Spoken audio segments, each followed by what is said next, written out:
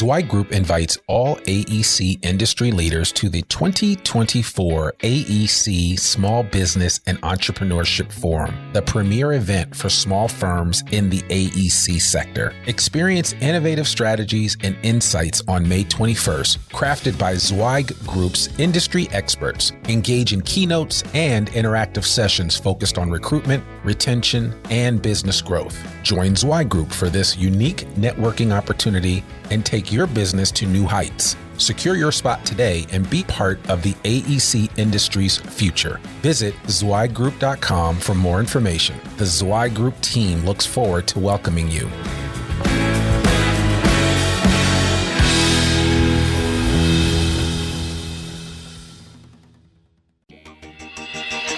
You're listening to a special edition Zweig Letter podcast, putting architectural, engineering, planning, and environmental consulting guru Mark Zweig and his team of experts straight talk in your ear. Mark has more than 30 years of experience helping AEP and environmental firms thrive. And these podcasts deliver his invaluable management, industry, client, and HR advice directly to you, free of charge. The Zweig Letter and the Zweig Letter podcasts let you develop professionally, wherever you are. Hey everyone, thank you for joining Zweig Group Media and the Zweig Letter exclusive interview series. With almost 25 years of continuous coverage of the design industry, the Zweig Letter is a constant in an ever-changing marketplace. We are bringing you some of the best and brightest minds that our industry has to offer. Today I am pleased to welcome back for a second time Will Schnier, who is the CEO of Big Red Dog in Austin, Texas. Will, thank you so much for joining us again, and we really appreciate you coming out.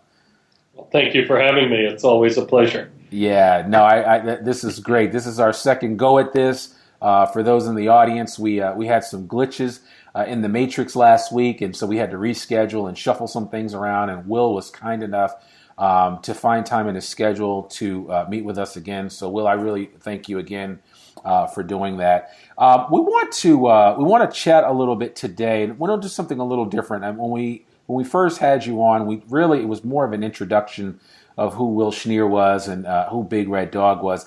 This time, though, we really kind of want to talk about the brand Big Red Dog, and we also want to talk about just some of the things that you guys are using that brand for in terms of getting the word out from a business perspective as well as from a talent acquisition perspective, which for a lot of your peers in the design industry, everybody's worried about finding good talent.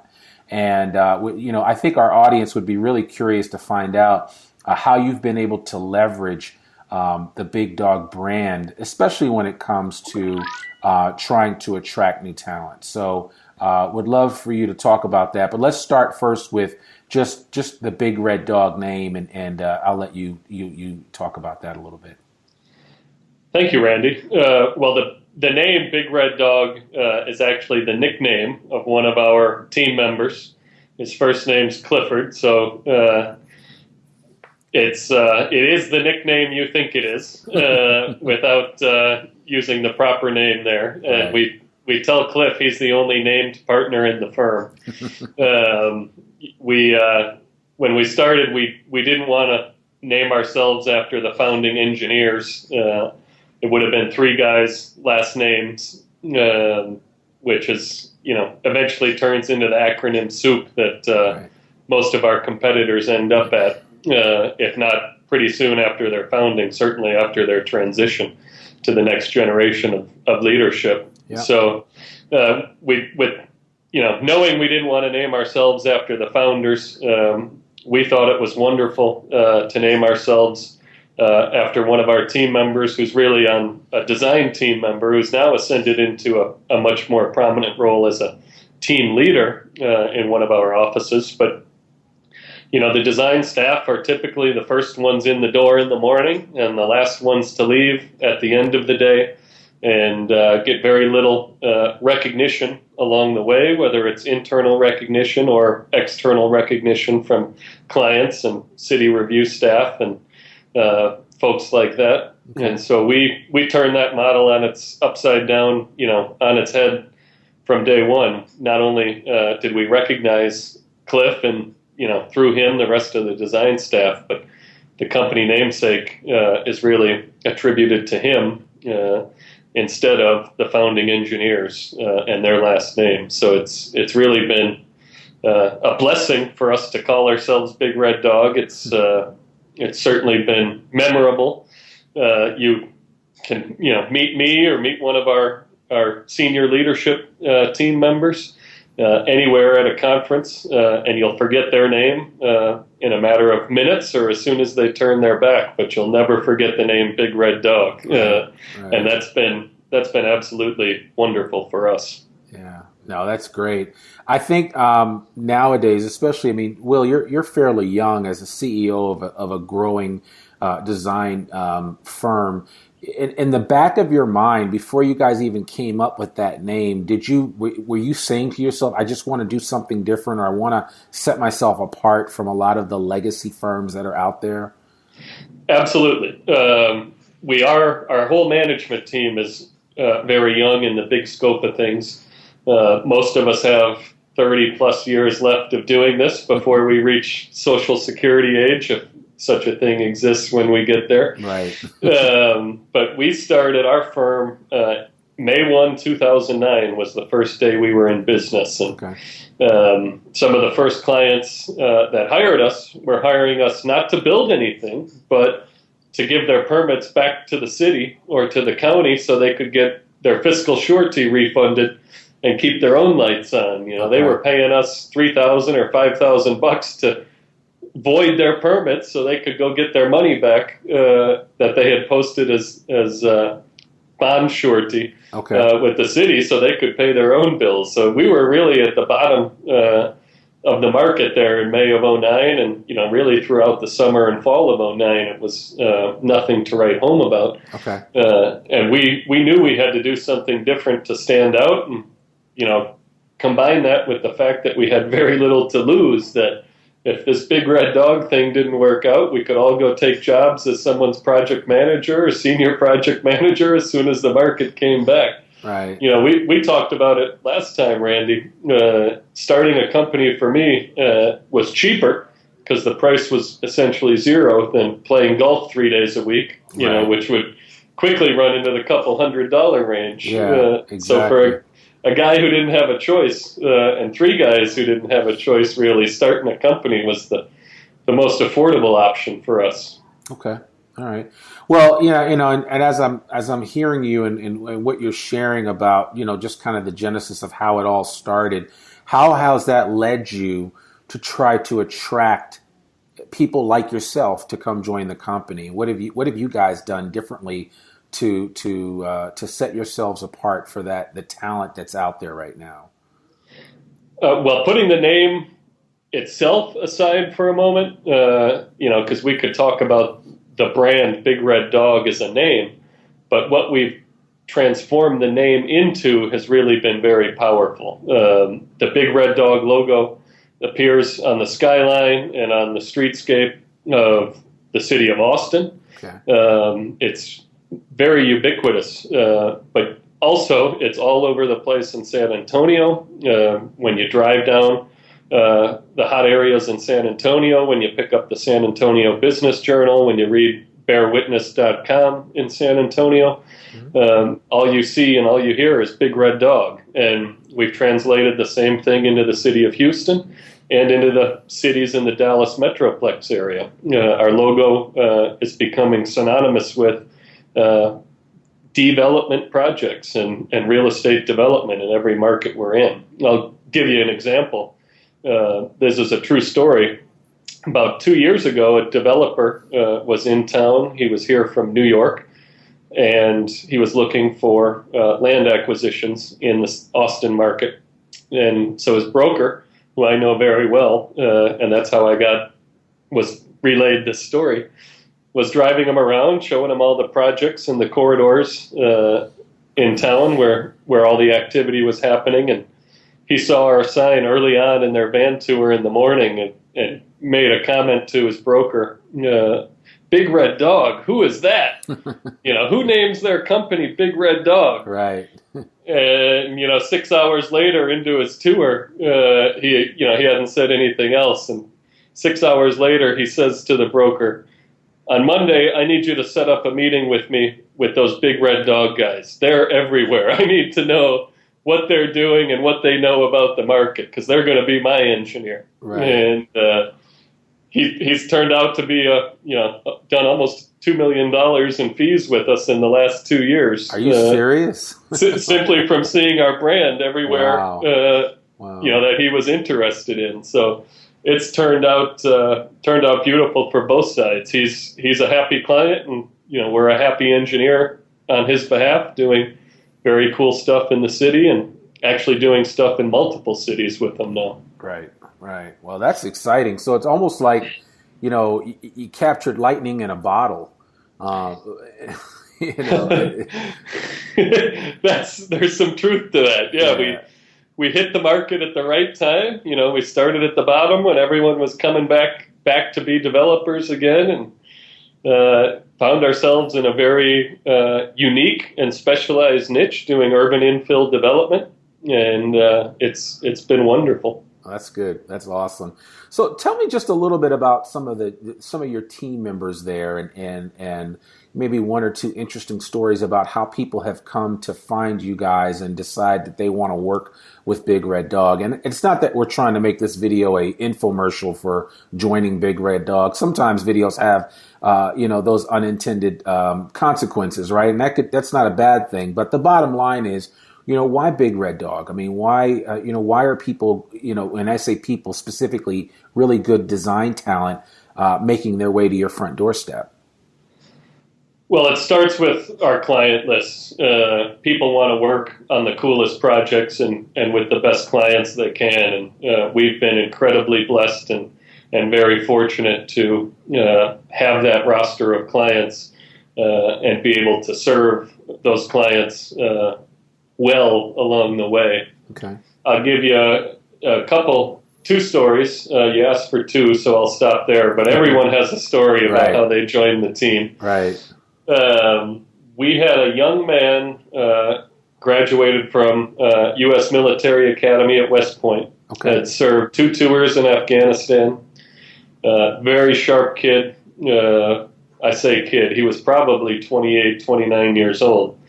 About 2011 or 2012, he walks into our office and says, I'm home between tours. I've got an engineering degree from West Point. I've seen your guy's name all over the place. I'd love to, be an intern for you, and I'll even work for free. I'll be an unpaid intern for the 3 months that I'm home between tours in Afghanistan, rather. And, we say, well, we'll at least give you a wage. You can't work for free, but, your initiative and your willingness to come in here and broach that topic is unusual among engineers. Mm-hmm. So we gave him an internship. It was a summer internship. I'll never forget it. I thought, this guy doesn't know anything. I'll have him hang the picture. We had all the art sitting on the floor that we wanted to hang on the walls. And no one had the time or the inclination to do anything about that art that was sitting on the floor. And so I said, Bailey, why don't you start by hanging up all these pictures on the floor and getting them mounted on the walls and in the conference room? And he looked at me like, this is what an engineering internship is about? And, he ended up doing that very well. And since then, he's done everything we've asked him to very well. Wow. He went back to Afghanistan, finished his final tour, honorable discharge from the Army, and came in as a full-time employee in early 2013. He is now second in command in the civil engineering practice in our Austin office. He has gone from $12 an hour intern to a principal in the firm and started buying in as a shareholder this year in 2016, and has become a tremendous success story for us as a company, for him as an individual, and for our clients that work with him. He's a leader among our staff, and he's really a leader in the industry, and his name has become very well known around the city of Austin as a result of his hard work. So that's the first story about somebody that has joined our team. And then I'll give a second story. One of our team members, we do a lot of college visits. We talk to college kids a lot, engineering classes, engineering societies, about what we look for when we're hiring young engineers. And again, this was an intern, but we spoke at the University of Houston, which has really become a tremendous source of engineering talent here in Texas. Not everyone can come from the University of Texas or Texas A&M. Right. But University of Houston, and even in San Antonio, University of Texas at San Antonio have been wonderful hotbeds of talent for us. But Patrick was the name of the gentleman from the University of Houston. We spoke to his class, or his organization rather. He was the president of the National Society of Black Engineers, NSBE, and he had about 150 kids in an auditorium at the University of Houston. We went in there for a 20-minute presentation and ended up speaking for about 2 hours. And at the conclusion of it, we had two or three dozen of these wonderful engineers, beating a path to our door, looking for a career opportunity. We brought Patrick back, and we brought Prince, one of his classmates, in as well, and they're in our mechanical, electrical, and plumbing practice. That's awesome. And so Patrick's now on his second internship, and he's going to enter the Marine Corps, an officer role in the Marine Corps. And just incredibly proud of that young man, and look forward to him coming back full-time into the firm. And I've no doubt that in due process he will be a true leader within our company, and not just in the NSBE or in the Marine Corps. So those are two wonderful success stories that started at the ground up, and one's already at a principal, and the other one will be if he decides that this is for him. Wow, that's great. It sounds like, and I guess you've kind of covered a couple of different areas. It sounds like that the young man that's coming out of the military, you're kind of satisfying a need that I'm hearing a lot more now of firms looking to try to hire veterans and others to work in their organizations. We're also talking to firms about diversity issues and inclusion when it comes to engineering and architectural. And there's a greater involvement with STEM programs in minority schools and minority colleges and universities. Where you're able to actually recruit these individuals to come work at your firm, and so it's exciting that you're involved with NSBE and that you were actually able to find somebody from there that you have now been able to bring on to the firm. So that's exciting, and I certainly applaud you for that. And I know it's not easy in every market, because some markets are a bit more of a challenge than others to find good people, but we know those are some of the issues that do come up quite a bit. And as the industry changes as a whole, I think we need to be ever mindful of what it's going to take to grow a viable organization. And it sounds like you guys have a strong leg up in that area. We don't have a single hiring profile that we go after. Obviously, to be an engineer, you have to have an engineering degree. But, guys coming out of the military, guys and gals, guys coming out of leadership roles in college, whether it's with NSBE or ASCE or whatever fraternity or sorority that they're involved with. What we do every day is, it's a high-pressure, high-stress, fast-moving profession doing development consulting, especially in the greatest economy that any of us have ever seen in terms of development in Texas. Right. So, think about what guys in the military go through. This is still a walk in the park for them in many regards. At least no one's shooting at them. Yeah, exactly. Contractor may want to shoot at them once in a while, but all the contractor can do is raise his voice. Yeah. And then being able to lead. Pat was the president of National Society of Black Engineers in Houston, and I was thoroughly impressed with his leadership within that organization and the way he ran that meeting.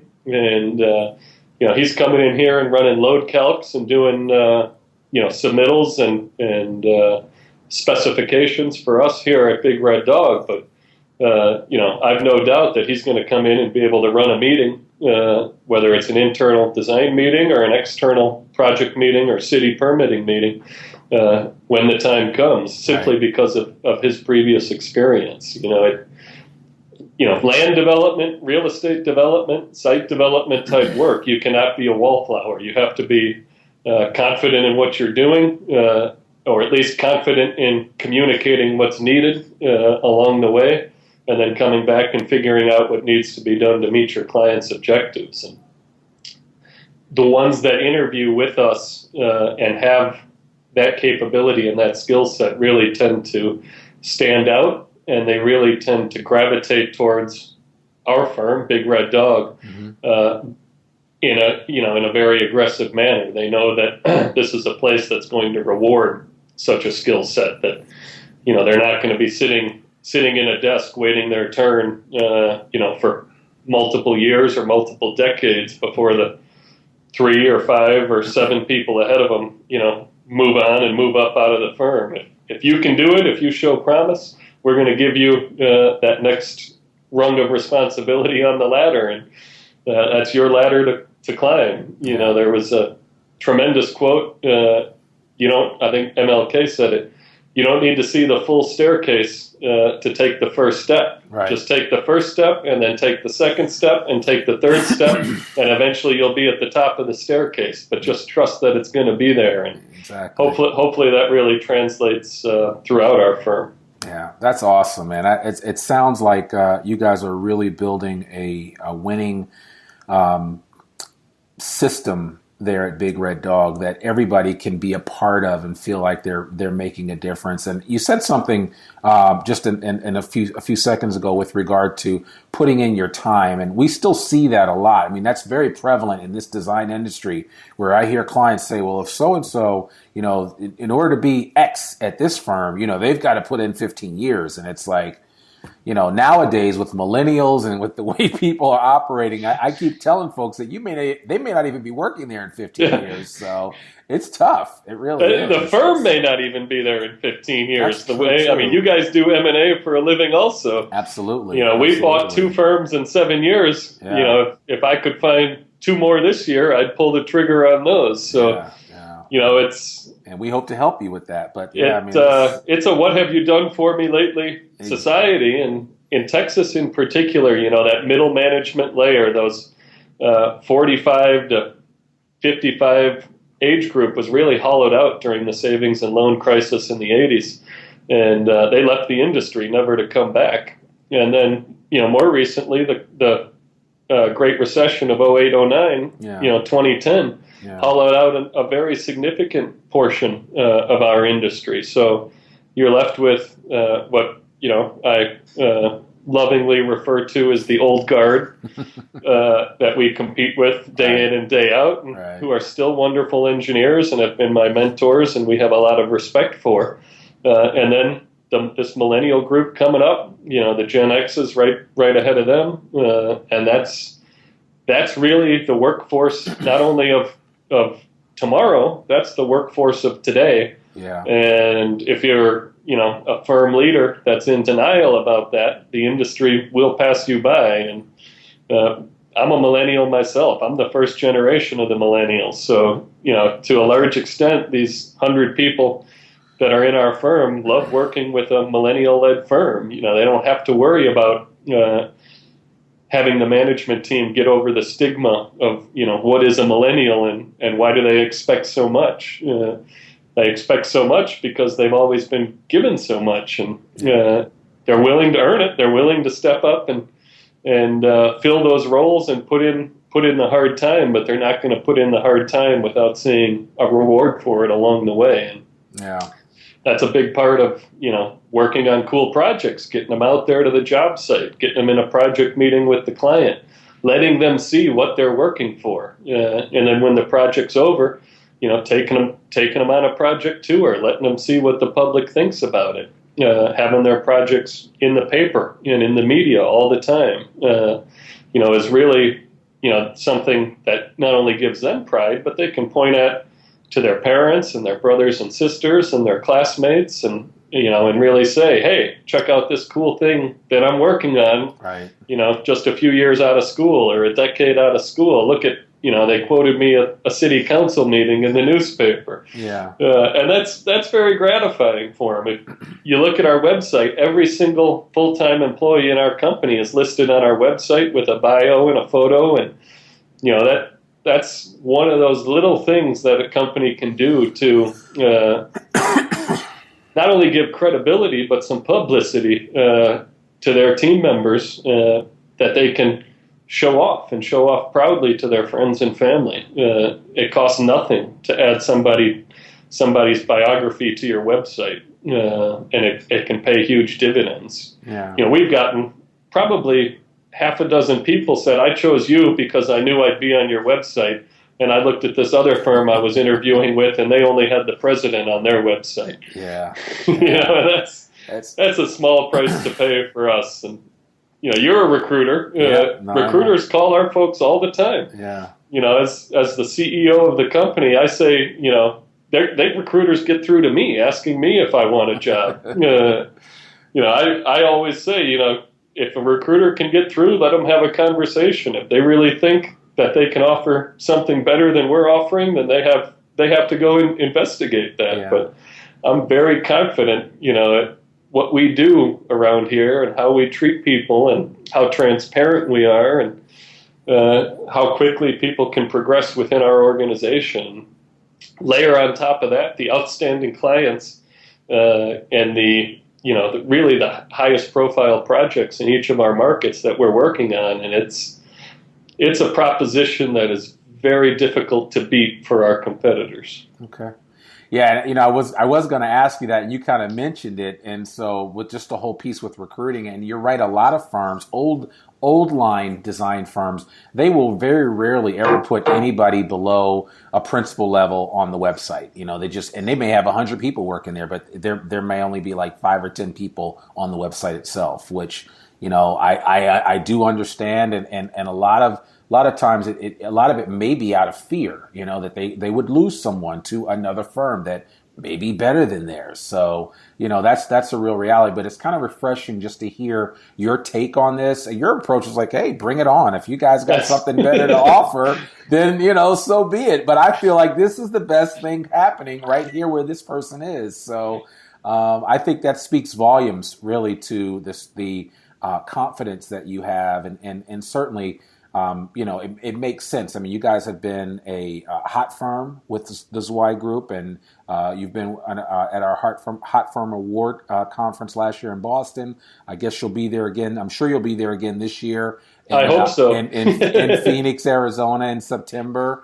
And then, best firm to work for. I mean, there's just a lot of benefits to operating from that vantage point. And so we're really excited to just be aligned with you guys and what you're doing, because I see Big Red Dog as a prototype for the type of engineering and architectural firms that we're going to see in the future, where there are going to be, really brash and smart and energetic young engineers and young architects that are going to figure out a way to build a bigger, better mousetrap in the design industry. And it's not so much that you guys are going to eat everybody else's lunch, but I think because you're going to set yourselves apart, that things are just going to just naturally be attracted to you. People are going to want to work with you. People are going to want to work for you. And I think that's huge. And that speaks volumes to what you guys are all about right now, and how you are continuing to progress through all of your locations throughout Texas. I would think that that's a very true statement. We're not, in 20 years, we're not going to be the only engineering firm around. Far from it. There'll still be plenty. This market is plenty big enough to share with a lot of other firms. Yeah. But, we've already seen our influence on competing firms, much larger firms. We've seen entrenched firms in each of our markets change their logos to be bolder and to be red. Right. One notable one in Austin, and we've seen almost every one of our competitors install a blog on their website after seeing the success that we've had with it. If you type civil engineers in Austin into Google right now, Big Red Dog's going to be number one, and we're going to be all over the page. Right. And you could say the same thing in each of our markets, whether it's mechanical, electrical, plumbing, or traffic engineering. And we spend a fraction on marketing that a traditional marketing program would suggest. And we get tremendous rewards from the spending that we do, but so much of it is the hard work and the hustle of our team members and our team members performing on behalf of clients. So we are young, we are at times brash, but at the end of the day, we are still very professional and realize that all the success in the world for us doesn't mean anything if our clients aren't successful, if their projects aren't more successful than they would have been had they used another firm, and if our people along the way aren't successful and being rewarded for both of those things happening. So we're tremendously grateful, and I can't say it enough, for both our clients and our team members. That's awesome. That's awesome.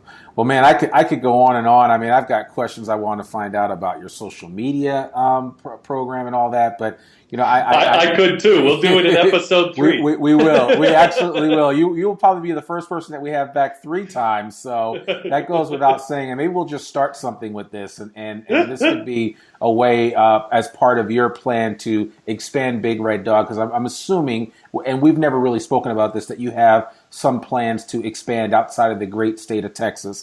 So at some point in time, this will certainly make sense to have a bigger conversation about what you're going to do and where you're going to go, because this type of information is really helpful for people, whether it's clients or, like I said, potential people that would work at Big Red Dog and find a home there. So that's exciting.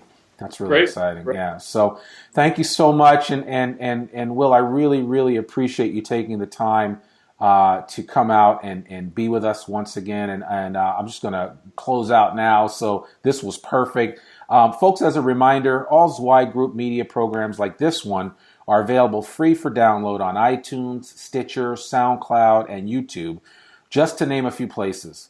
Also, we'd like to thank you for watching this video format or listening to the podcast by offering you a free copy of the Zweig Letter. Just visit info.zweiggroup.com/free TZL. I know it's a mouthful. We will put the link in the show notes, and we'll also put it at the bottom of the screen so that you get that. And so we really appreciate that. And if you're really in a giving mood, feel free to share this link with a friend. It's kind of like spreading the love and the knowledge all wrapped up in one. I'm Randy Wilburn, and you've been listening to Zweig Group Media, part of Zweig Group. We exist to make you more successful. Bye for now. Thanks for tuning in to this special edition Zweig Letter podcast. We hope that you can apply Mark's no-holds-barred advice to your daily professional life. For a free copy of the Zweig Letter, please visit info.zweiggroup.com/free TZL. If you want more wisdom and inspiration, in addition to information about finance, HR, and marketing your firm, start reading and sharing the Zweig Letter today.